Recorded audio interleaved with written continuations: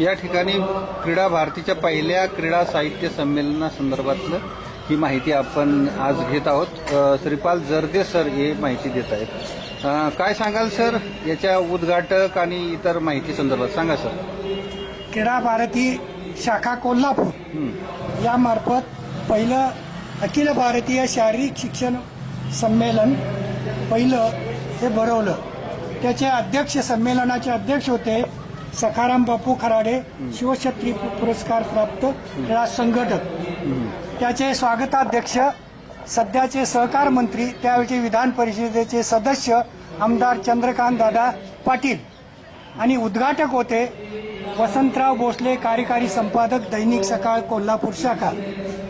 क्रीडा भारती शाखा कोल्हापूर या संमेलनाचे प्रवर्तक, संयोजक आणि स्मरणिकेचे संपादक प्राध्यापक श्रीपाल जर्दे। त्या शाखेचे अध्यक्ष पैलवान गणपत आंदळकर, अर्जुन पुरस्कार प्राप्त, कार्यवाह वसंतराव सांगलीकर। त्या संमेलनाची जी स्मरणिका काढलेली होती पहिली, त्या स्मरणिकेचं हे मुखपृष्ठ। त्या स्मरणिकेमध्ये मुख्य पहिला उद्देश ठेवला होता आरोग्य संपन्न राष्ट्रासाठी खेळाचे सोपान। या विषयावरच चर्चासत्र पूर्णपणे आयोजित केलेले होते।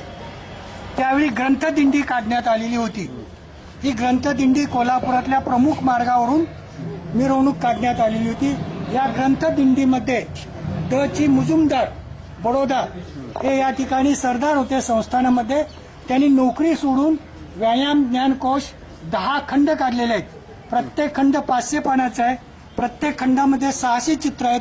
टोटल 5000 पानं पृष्ठ आहेत आणि 600 जवळजवळ चित्र आहेत। त्या ग्रंथांची ही दिंडी काढण्यात होती।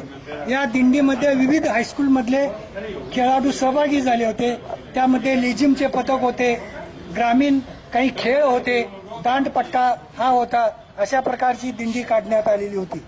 या दिंडीमध्ये समावेश या ठिकाणी आपल्याला चित्र दिसतं। या चर्चासत्राचं उद्घाटन झाल्यानंतर खेळाडूंचा सत्कार करण्यात आला। खेळाडू बरोबरच क्रीडा लेखक, शारीरिक शिक्षण लेखक यांचाही सत्कार करण्यात आला।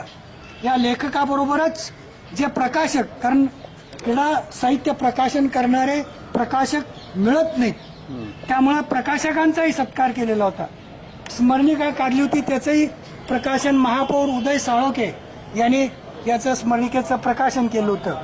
पुस्तक प्रदर्शन, दुर्मिळ अशी शारीरिक शिक्षणाची पुस्तकं जी होती खंडासारखे, किंवा मल्लविद्या म्हणून 1926ला मल्ल विद्या भाग 1 आणि मल्ल विद्या भाग 2 मिरजचे संस्थानिक